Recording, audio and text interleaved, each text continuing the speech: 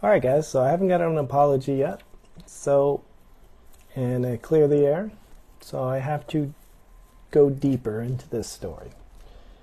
And this is when the nitty-gritty details come out, and in this particular video, I'm going to give some context to things that you read in her book, and some backstory that people don't know, because I have not talked about any of these horribly disrespectful things that have happened to me in this marriage.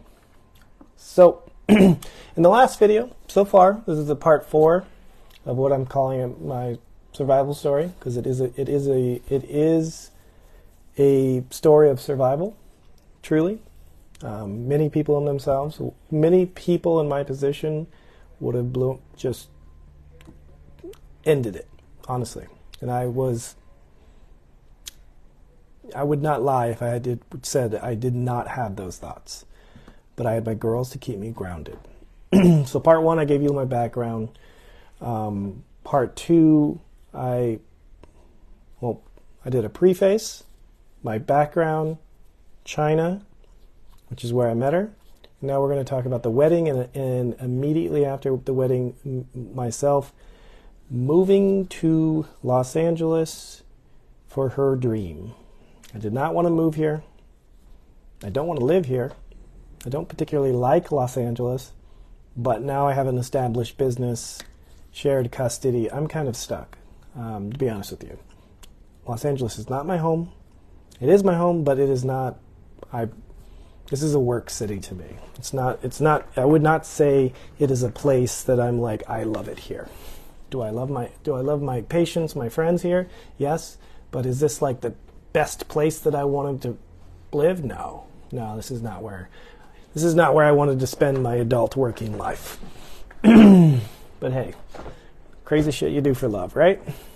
So I'm thinking this is probably going to be a 15 to 20 part series. I am going to thoroughly tell this story in extreme detail, not because I want to encourage harassment, not because I want to slut shame, bash someone. It's just there's an incredible amount of lies being told about me, and honestly, this is therapy for me.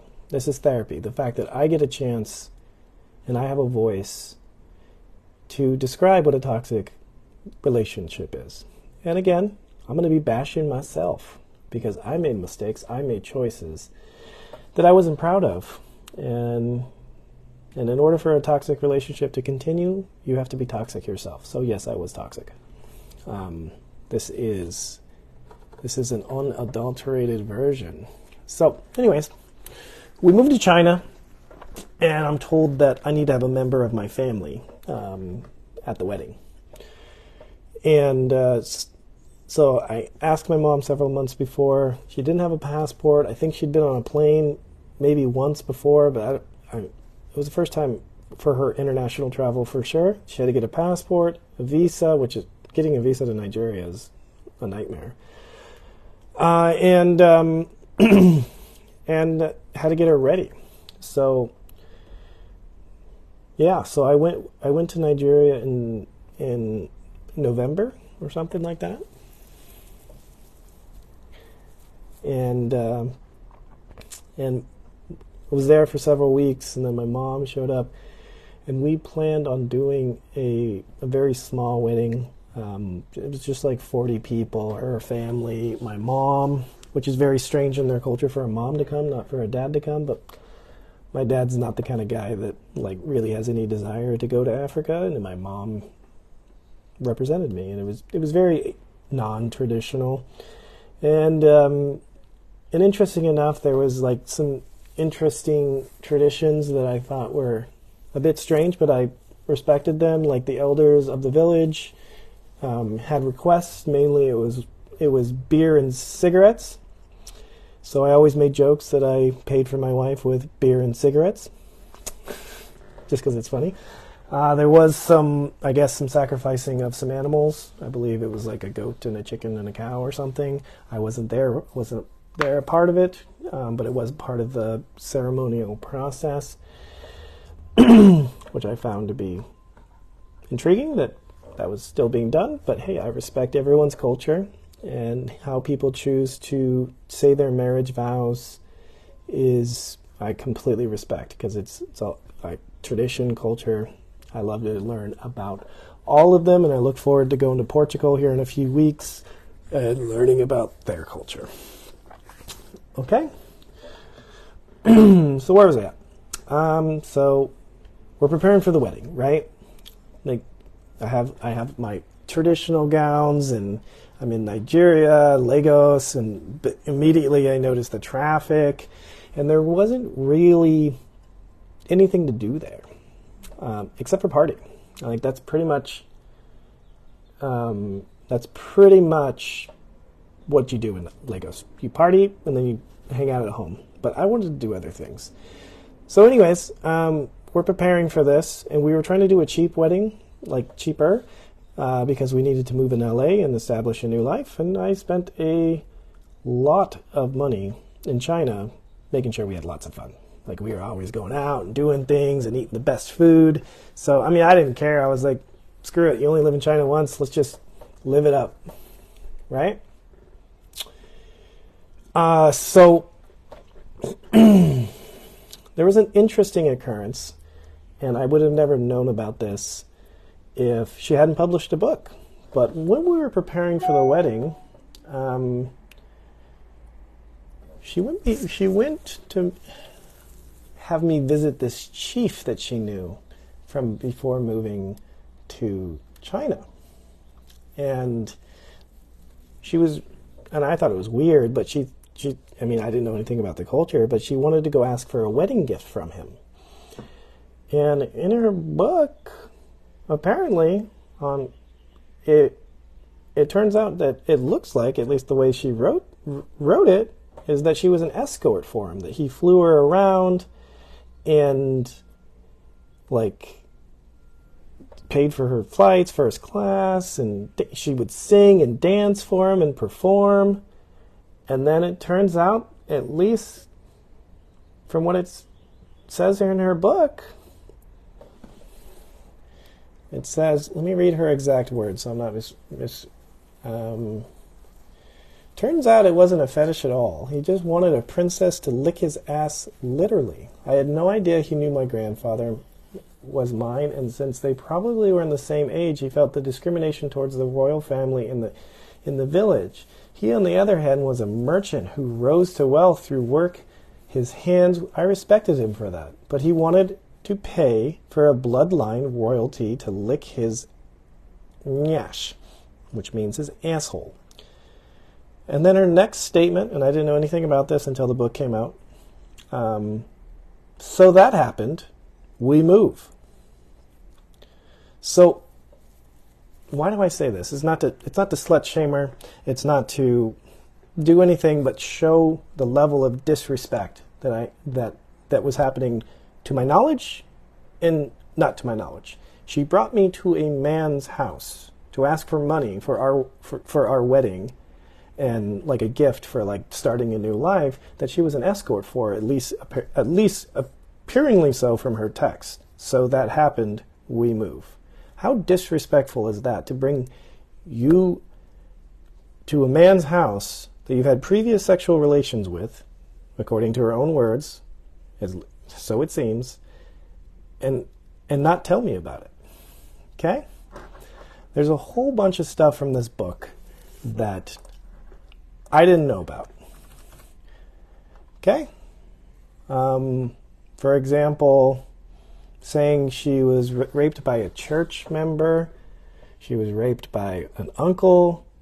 She was raped by all these different people. I only knew about one of them. And her and I talked about everything. So I think they're lies. Because in 5 years of knowing the person, she didn't tell me about all these things. So to see there's establishing a history of accusing people of sexual abuse for emotional pity and support from the internet. I knew about one of these people, and she talked about it a lot. And I asked her, was there anybody else? And she said no. So either she didn't tell me, which is possible, or she's clearly lying to make a more dramatic story, because that's how you get the views on this Facebook, is drama and lies. So, okay. So we got married, right? Everything was hunky-dory. And then it was time for me to move to LA. Now, the next 6 months of my life was probably the most confused and depressing I've been.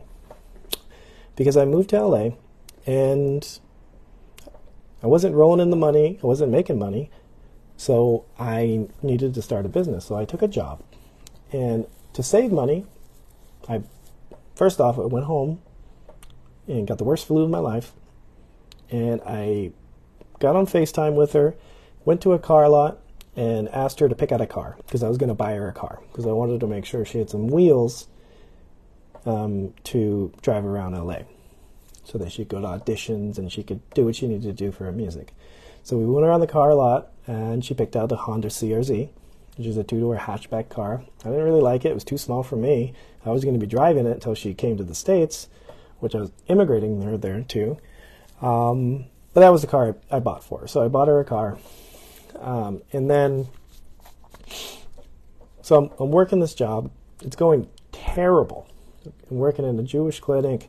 It just wasn't a good fit for what I was doing. It was taking insurance. It was in the wrong demographics. It just wasn't working out. So I was living in a hostel with basically drug dealers, with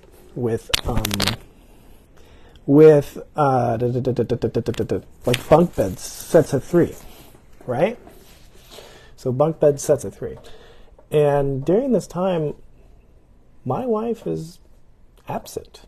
She barely speaks to me. I just moved to this new city for her dream, and she barely talks to me. And when I do talk to her, she's scrolling Instagram, not interested in the conversation. And I had to literally make a rule, hey, just give me 10 minutes a day, and the rest of it just where I have your complete undivided attention. Only asking for 10 minutes of my wife's time a day. And she said I was controlling because I wanted to talk to her for 10 minutes a day. So I'm actually learning about my new wife, her life, and what she's doing through her Instagram. And what do I see through her Instagram? She's partying, she's wearing skimpy dresses, she's dancing with men. I'm not a jealous man, that's not the problem, but it was kind of like, what the hell? I moved to this city for you, and you won't even talk to me? So that happened for a while, and I kind of sensed that maybe she was like, maybe she doesn't want to move to America. And she told me as much. She's like, oh, my career's taking off here.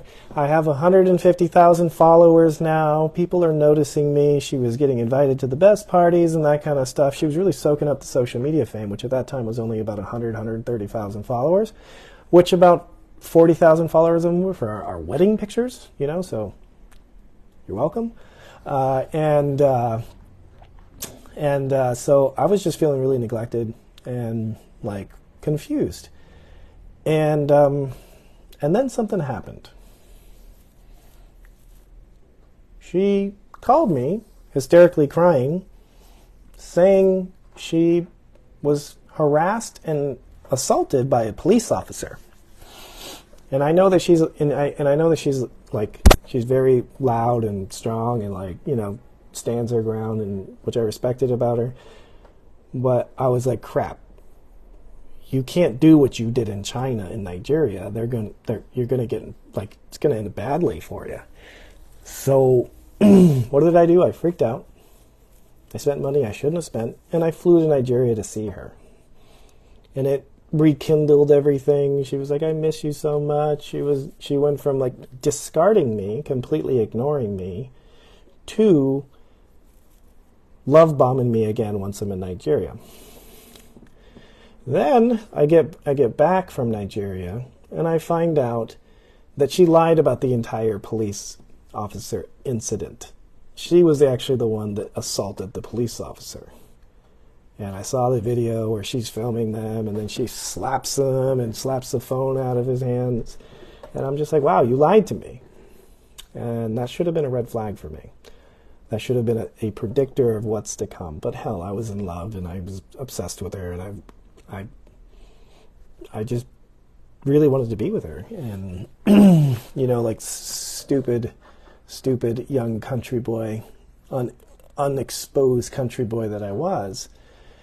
But this continued for a while, and now I know why she was so absent. She was having an affair. Not because I knew about it. I learned about this affair. I knew about a different affair that she had, which we're going to go into great detail about that because it's one of the most messed up things that's ever occurred in my life. We're going to go into the affair that she had with a person I didn't know, some guy she calls in her book named Jack. So this is a month after, this has got to be within the first 3 months after our traditional wedding, and she's already having an affair with another man. So it's like no wonder. But I didn't know about this affair until her book came out. When she published this book and talked about this affair, the details of it were vastly different than the other affair that I knew about. And we'll go into the details of that one, that messed up situation later in a different video. Because I'm going in chronological order here. So I married this woman. I moved to LA for her music, her dream. I make all these sacrifices. I'm immigrating her here, and she's cheating on me. Right?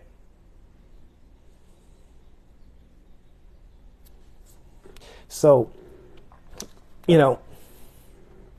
damn, I wish I would have known then, because I would have I wasn't legally married to her in the United States yet. We just did the traditional wedding. I would have bailed then. I wish I just would have known, but I didn't. I didn't find out about all the affairs until we already had our first child. And therefore, when we had a child, I felt like I wanted to keep the family together, regardless of the crazy stuff I was finding out. So I'm here building, and I'm just lonely. I'm here, I don't know a soul, trying to build a business. That first 6 months in LA was really torture, because I just married a woman. She would barely talk to me for no explainable reason. And I was being accused of being controlling because I just wanted to talk to her on the phone, see how her day was, tell her about my day. I didn't get that. I wouldn't hear from her for 3 or 4 days at a time. Now, why is this relevant? Because it's just what I've been through. And it's very therapeutic for me to actually say this on a public forum, simply because there's so many lies about my character, so many lies about me as a human, that are just so far from the truth.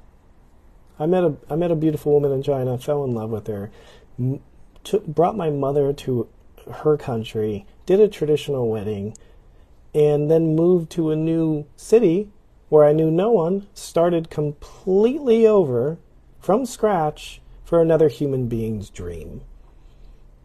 I think that's husband of the year material myself. Like that's the way it should be. And then while I'm doing all of this, I am getting cheated on at least twice. One thing looks like from the wording in the book, she was fed some nice some nice sushi, so she felt that she needed to cheat on her husband. And then there's another incident that this is, you will not believe this one. It is insane. But there's a build up to this because the story must go on. So that is the time frame from getting married to right up into the moment that she was immigrated. I was neglected. I was accused of being controlling because I wanted to talk to my wife. Pretty reasonable. And I moved to a new city for her dream. Yep. That's what I did. That's what I did. And I probably should have just called it all off when I found out that she lied to me about the police officer, because I should have saw it as a red flag and a predictor to what to come, and I could have bailed at that moment with no consequences. But I'm an idiot. I stayed. I regret nothing, because I have the most two amazing, beautiful daughters that were obviously supposed to be in this world. But, when I learned about that, the two instances, one that she told me about and one that I read about in her book, the rule of three, if there's whatever it is, you times it by 3. So there was obviously a lot more. And there is more that I know about, but I'm not going to reveal names out of respect, because I promised I wouldn't.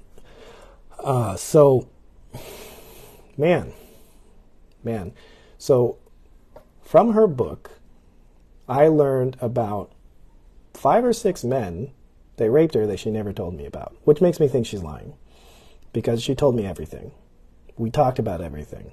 We were actually very close at one point, like very close, like best friends, like true husband and wife. And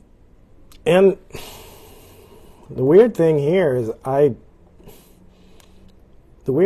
I don't know why she decided to put this in her book. I don't know why but she describes her father coming into her room to kill mosquitoes, which I'm told by many Nigerians that's slang for inappropriate behavior. I don't know if I believe that, but I can't believe she said that about her own dad.